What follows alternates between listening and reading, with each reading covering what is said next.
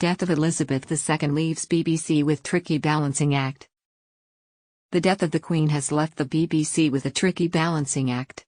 It needs to act as the national broadcaster and commemorate the Queen, while also ensuring it doesn't overwhelm audiences so much they switch off altogether. A combined television audience of about 16 million people were watching the BBC, ITV and Sky News at 6:30 p.m. on Thursday evening when the news of the Queen's death was formally announced. Millions more were watching the same broadcasts via online streams, with the BBC's iPlayer and Sounds apps both struggling to keep up with demand. Many people are also likely to have found out the news from push alerts on their phones. The challenge facing British broadcasters is that the media has changed substantially since the deaths of Diana, Princess of Wales and the Queen Mother. Back then, there were only a handful of television channels and it was easy to enforce the same mood around the nation. Now, with endless streaming options and catch-up services, it is easy for viewers to go to Netflix or TikTok if they tire of television news updates and downbeat music on radio stations. There remains a deep paranoia in the BBC about being judged to be insufficiently respectful to the monarch, as symbolized by the fixation on the color of the tie worn by Peter Sissons to announce the death of the Queen Mother. Yet judging the tone and breadth of coverage can be difficult. The wall-to-wall coverage of Prince Philip's death last year became the most complained about issue in the BBC's history. Different audiences around the world also have different expectations. BBC News Africa had to urge its audience to be more respectful after posting a tweet celebrating the Queen's long-standing connection to the continent. The account was flooded with posts highlighting the negative impact of British colonialism, leading to BBC Africa manually hiding some replies. For now, BBC One has been given over entirely to rolling news about the accession of King Charles III and the start of the formal mourning period for Queen Elizabeth II, with discussions ongoing about how long this should continue. Many popular shows, such as EastEnders, have been shunted across to BBC Two.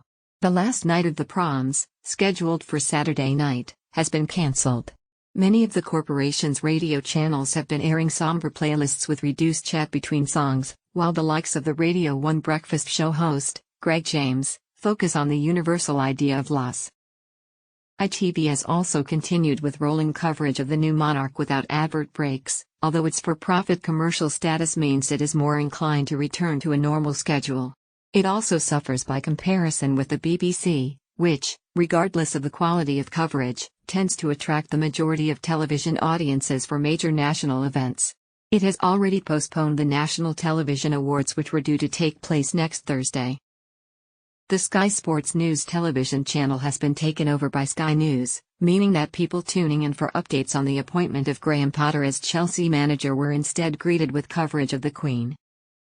Channel 4 appears to have decided to embrace the role of providing counter-programming, saying it exists to offer viewers an alternative, which is particularly important at times like this, be showing programs such as Gogglebox. All online news websites have seen extraordinarily high traffic, while print newspapers, some filled with articles that have been written for decades, have sold out across the UK as people pick up souvenir copies. But at the BBC, it may have been the approval of the Daily Mail that was greeted with a sigh of relief by the Director General, Tim Davie, and the new BBC News boss, Deborah Turnus. The newspaper praised the corporation's simple but magisterial coverage of the announcement. But even if it got the coverage of the Queen's death correct, the challenge might be ensuring the coverage strikes the right balance in the 10 days until her state funeral. We have a small favor to ask. Millions are turning to The Guardian for open, independent, quality news every day, and readers in 180 countries around the world now support us financially. We believe everyone deserves access to information that's grounded in science and truth, and analysis rooted in authority and integrity. That's why we made a different choice, to keep our reporting open for all readers, regardless of where they live or what they can afford to pay. This means more people can be better informed, united, and inspired to take meaningful action. In these perilous times, a truth-seeking global news organization like The Guardian is essential. We have no shareholders or billionaire owner, meaning our journalism is free from commercial and political influence. This makes us different. When it's never been more important, our independence allows us to fearlessly investigate, challenge and expose those in power.